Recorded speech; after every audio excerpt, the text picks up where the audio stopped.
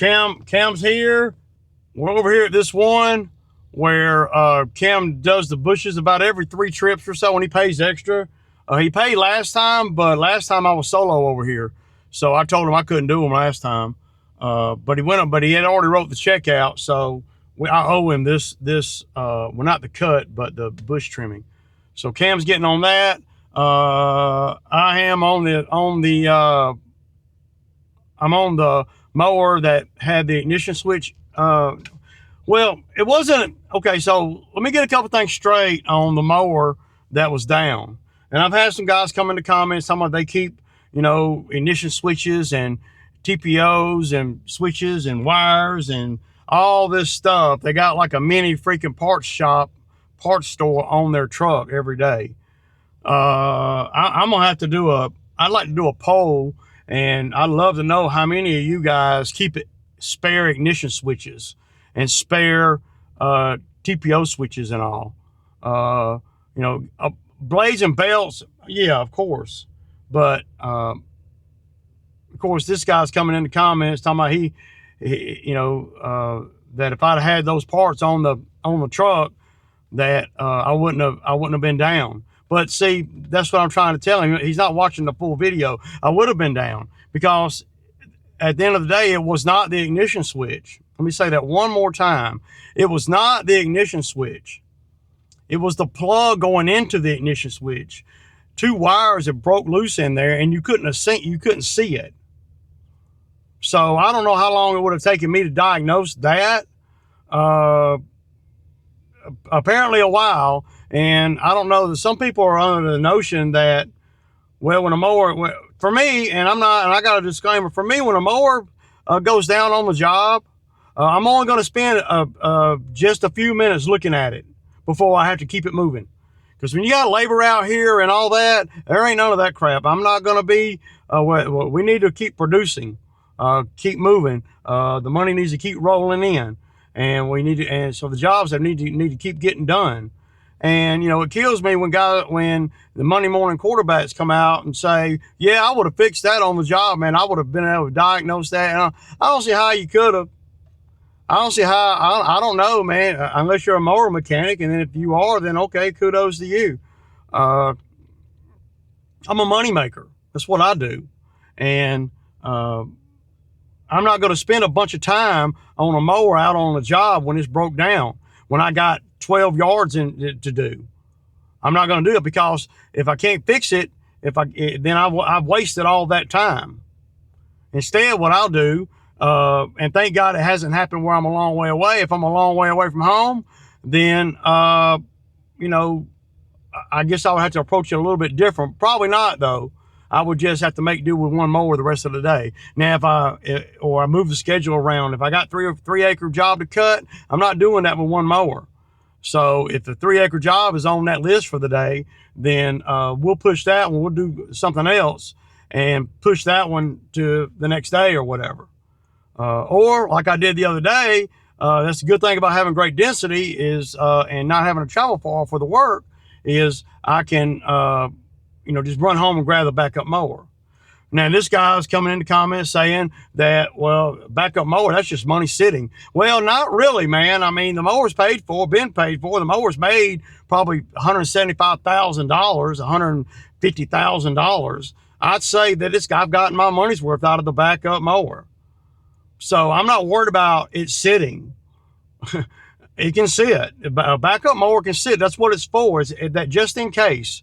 So when a mower goes down that I can't figure out, and sometimes that happens, or I don't want to take the time to figure it out, is usually the way it rolls in August and July.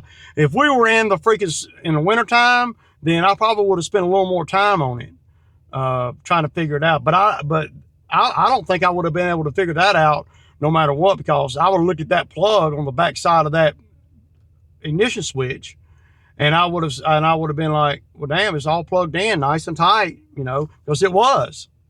So to all these Monday morning gurus, talking about, yeah, I keep all this on the truck. Well, damn, how do you have room for the equipment? I mean, the reason I don't buy ignition switches and stuff and keep, because I never have issues. And by the time I do, I've been done lost the damn ignition switch or fuel pump or whatever. I got some extras now. I got an extra ignition switch, but I got to put it in the surging mower. But it's easy to come in my comments and say what you would do, and you could have fixed it in 10 minutes. One guy was saying he could have fixed it by the time I undid the hydros and got that mower to the trailer, that he could have done fixed it. Well, I call BS on that, dude. I don't believe that. Not for that particular issue. If you see me pushing it to the trailer, then that's an issue that I'm not willing to deal with on the job. It's a little too deep for me to want to fool with on the job, because I don't want to miss nothing and mess nothing else up. You get out here on these jobs, it's hot as hell. You got labor standing there watching you, and and you got all these yards to do. I don't make great decisions when a piece of equipment goes down when I'm working on it. I got to have all the tools there and everything, and I don't keep every freaking tool I own on the truck. I don't. Well, Ray, you just asking for problems. Well, I've been doing this for almost 20 years, and I can count on one hand how many times one of the mowers has went down. Well, I can't even count. I can't remember the last time a mower went down on the job where I couldn't figure it out. But I don't keep a bunch of parts on the truck. I just don't. Extra blades, extra belts. Everything else we'll have to just buy as we need it. Because you could go 5 years without replacing an ignition switch. Well, damn, 5 years of what? Of a switch rolling around in a toolbox and everything. Then by the time you need it, you can't find it. It's lost. It's busted. It's cracked. It ain't no good anymore.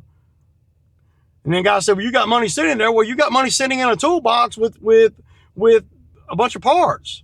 I don't keep spindles on the truck. If a spindle goes out on a job, y'all, I don't replace the spindle on the job. I just don't. I don't think that's good business. I might be wrong, because there's usually a reason why the spindle went out. And I like to be able to sit down and diagnose everything instead of having all this stuff in my head. And then what happens if I put the other spindle on and it's a deck issue? And now I broke a brand new spindle because I didn't have time to really sit down and analyze everything in a nice, calm environment. And then I still got to go get the backup mower after I done spent an hour and a half changing out the spindle and pulley and all that.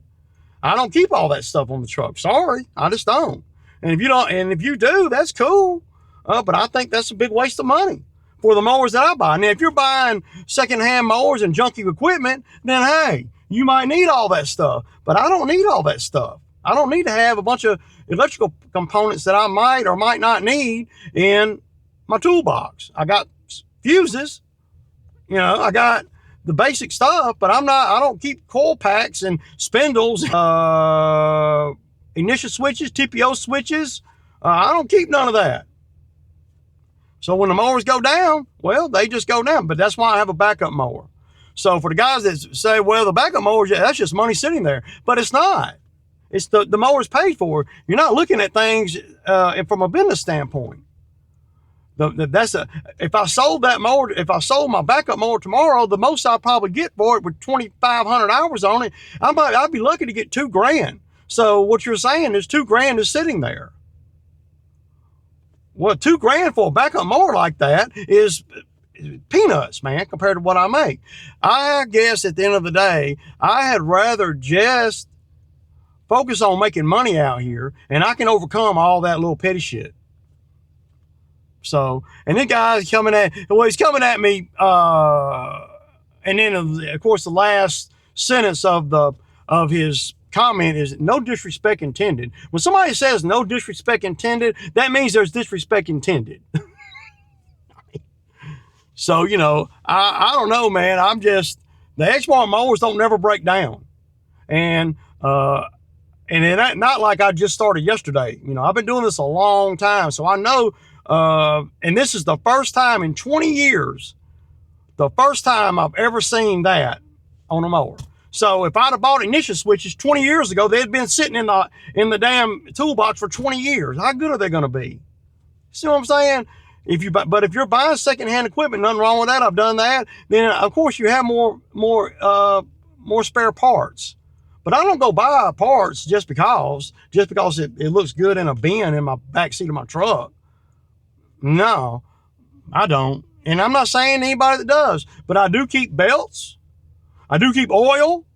I do keep blades, of course. I keep blade bolts, but sometimes they get stripped. They round out. And a few other little things. I keep weed eater heads and everything that I have learned over the years that is very important and that are, likely to break down. But in the 20 years I've been doing this, I have never seen the plug on the ignition switch wires become disconnected. I've never seen it on any mower I've had, and they all got the same mowers. So if that tells you anything, that does. If it don't, it don't. I'm just saying that I don't keep parts, and I think it's a waste of money to keep some parts, And I'm not going to be jimmy rigging on. And if I got old raggedy mowers, then yeah, I'll jimmy rig it all up. I'm not going to be jimmy. My mowers have got to be, number one thing my mowers have got to be, and this is very important, take notes here, is reliable. Reliable. I'm not going to be jimmy rigging a bunch of stuff around, and I will, but it's going to be something that I jimmy rig that is a solid jimmy rig. I'm not going to be, running wires straight from the battery to the starter to start it every time.